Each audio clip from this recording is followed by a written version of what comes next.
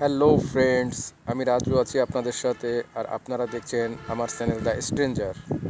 আজ কথা বলবো প্রতিদিন ফার্স্ট টাইম আপনার বাইকটা কিভাবে স্টার্ট করবেন সেই বিষয়ে।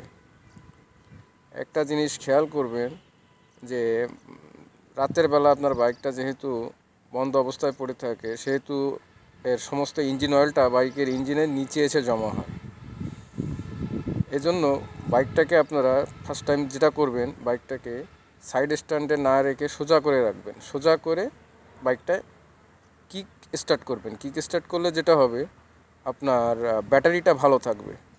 ফার্স্ট টাইম আপনারা সেলফ দিতে যাবেন না। সেলফ দিলে আপনার ব্যাটারির উপর একটা প্রেশার পড়বে। সকালবেলায় প্রথম স্টার্টটা কিক দিয়ে দেওয়ার চেষ্টা করবেন, এতে আপনার ব্যাটারিটাও ভালো থাকবে। আর বাইকটা স্টার্ট করার পর আপনারা থ্রোটল দেওয়া শুরু করবেন না, আর স্টার্ট দিয়ে চালানো শুরু করবেন না। এতে হবে কি, বাইকটা আপনি স্টার্ট করে আইডল আরপিএমে রেখে দিবেন। এতে ইঞ্জিন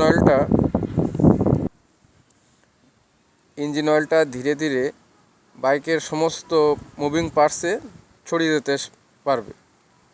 এজন্য আপনারা ফার্স্ট টাইম থ্রোটল দিবেন না, বাইকটা আইডল আরপিএমে রেখে দিবেন। আর আর যেটা করবেন, বাইক স্টার্ট করার পরে বাইকের ক্লাচ লিভারটা চেপে রাখবেন। এতে হবে কি, ক্লাচ প্লেটটা ফাঁকা হয়ে থাকবে আর ওর ভিতরে আপনার ইঞ্জিন অয়েলটা প্রবেশ করতে পারবে। এতে আপনার ক্লাচ প্লেটগুলো দীর্ঘদিন ভালো থাকবে। আর যেটা করবেন, বাইকটা কমসে কম আপনার 2 থেকে 3 মিনিট রাখার চেষ্টা করবেন আগে।